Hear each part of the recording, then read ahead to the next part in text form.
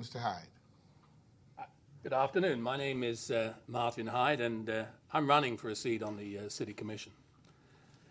When Gertrude Stein wrote, "A rose is a rose is a rose," she meant that things are what they are. Similarly, to me, a promise is a promise is a promise, whether it's written down or it's implied. Our city made promises to its first responders that in return for a career serving and protecting us, that they would be fairly treated in retirement. In recent years, this commission has welched on its promises to these fine men and women. By 2018, some retired city first responders will be forced to pay close to $1,800 per month for their family-dependent health care coverages.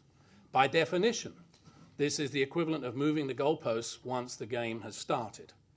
It's worse in a sense because these former firefighters and police officers aren't generally in a position to re-enter the workplace to restore their financial position. Are we doing this because our city is broke? The answer to this is no, and lies in the following facts. The Commission has agreed recently to the creation of a second assistant city manager at a cost to taxpayers of $180,000 a year. The Commission has agreed to fund 36 new positions, most of which are not what one could term frontline citizen services. The Commission continues to authorize the payment of $7,200 annually to our city manager for a car allowance, despite him earning in excess of $220,000 a year, including his deferred compensation.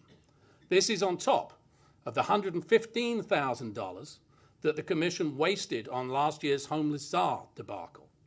So the city isn't broke, but the moral compass of our city commissioners would certainly appear to be broke. We do not need a new assistant city manager. We do not need to waste $137,000 a month on legal fees. There are lots of things that we could save money on, but reneging on promises to retired city first responders is not one of them. It's time for our city commissioners to make a choice that they're willing to be judged by in March.